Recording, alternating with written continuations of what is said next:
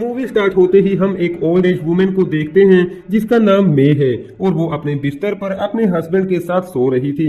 अगली सुबह वो दोनों अपने बेटे बॉबी और पोला जो कि उनकी बेटी है उनसे मिलने के लिए लंदन चले जाते हैं। जैसे ही वो दोनों बॉबी के घर के बाहर पहुंचते हैं तो हेलन उन्हें घर के अंदर लेकर चली जाती है जो कि बॉबी की वाइफ थी। वो दोनों अपने बेटे बॉबी से मिलते हैं। बॉबी और हेलन काम की वजह से उन दोनों को घर पर अकेला छोड़कर अपने ऑफिस के लिए निकल जाते हैं। बॉबी के डैड का नाम टोर्स है। उसके बाद बॉबी के मॉम डैरन से मिलते हैं। डैरन बॉबी का वर्कर और उसका एक अच्छा दोस्त भी है। डैरन यहाँ पर बॉबी के घर की मुरम्मत कर रहा था।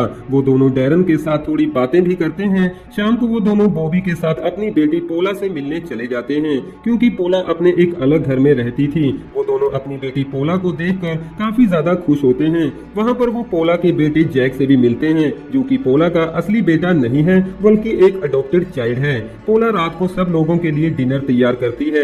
डिनर के बाद पोला के डैड टोर्स की हालत काफी ज्यादा खराब हो जाती है जिस वजह से बॉबी उन्हें हॉस्पिटल लेकर चला जाता है, लेकिन हॉस्पिटल पहुंचते ही उनकी मौत हो जाती है।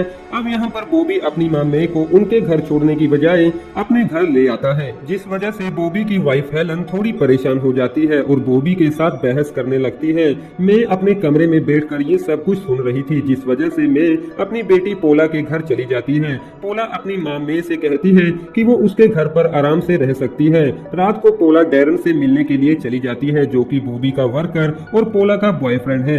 उसके बाद मे और पोला का बेटा जेक एक साथ में ही सो रहे थे कि तभी मे को पोला के कमरे से कुछ आवाजें सुनाई देती हैं जहां पर मे देखती है कि पोला और डैरन एक दूसरे के साथ इंटीमेट हो रहे थे। तभी डैरन को उसकी वाइफ का फोन आता है और वो पोला को अकेला छोड़कर वहां से चला जाता है। अगली सुबह पोला इमोशनल होकर अपनी माँ से बात करती है जहां पर वो कहती है कि उसकी माँ मे ने उसके परवरिश अच्छी तरह से नहीं की जिस वजह से अब वो एक शादीशुदा आदमी को डेट कर रही है जिसका एक बेटा भी है। मे पोला को समझाने की कोशिश करती है कि उसे डैरन को छोड़ देना चाहिए क्योंकि डैरन एक बिल्डर है, लेकिन पोला यहाँ पर डैरन से बहुत ज्यादा प्यार करती है जिस वजह से मे बॉबी के घर पर डैरन से बात करने की कोशिश करती है।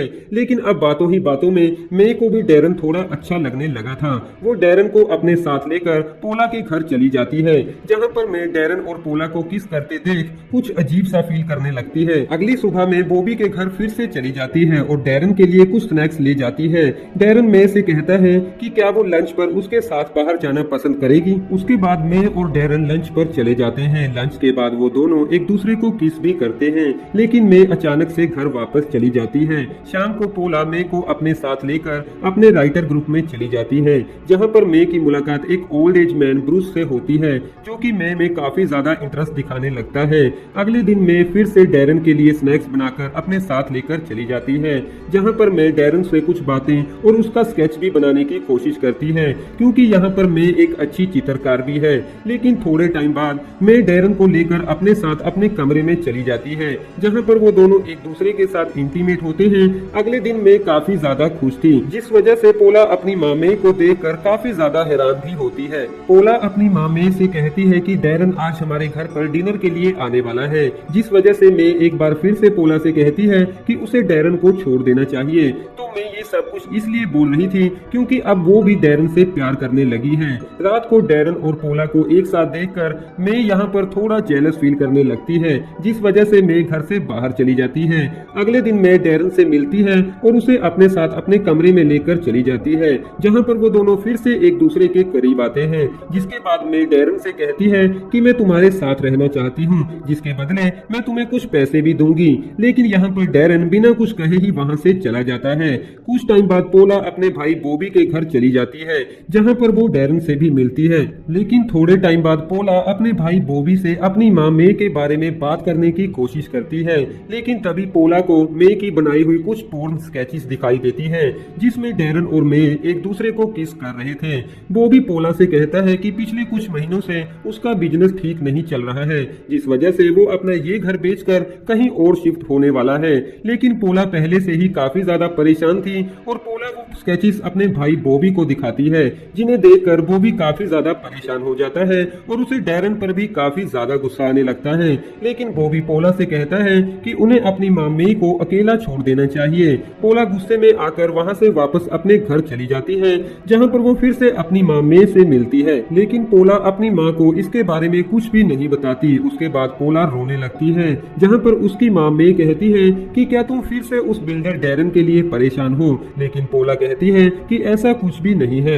और शाम को पोला अपनी माँ मे, ब्रूस और डैरन को लेकर बाहर घूमने चली जाती है, जहां पर पोला डैरन से कहती है कि उसका भाई बॉबी अपना घर बेचकर कहीं और शिफ्ट होने वाला है। ये सुनकर डैरन काफी ज्यादा परेशान हो जाता है क्योंकि वो वहां पर काम करता था।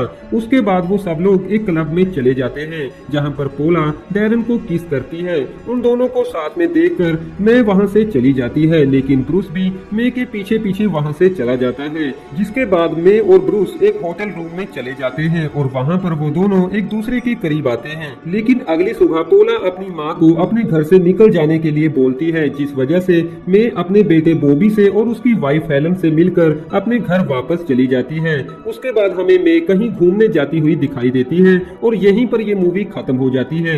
यहाँ पर हम ये कह सकते हैं कि मे एक अच्छी माँ नहीं थी, क्योंकि उसने अपनी हवस को पूरा करने के लिए अपनी ही बेटी को धोखा दिया था। वेल, तो कैसी लगी आपको ये वाली मूवी? कमेंट द्वारा अपना कीमती सुझाव हमें जरूर दीजिएगा।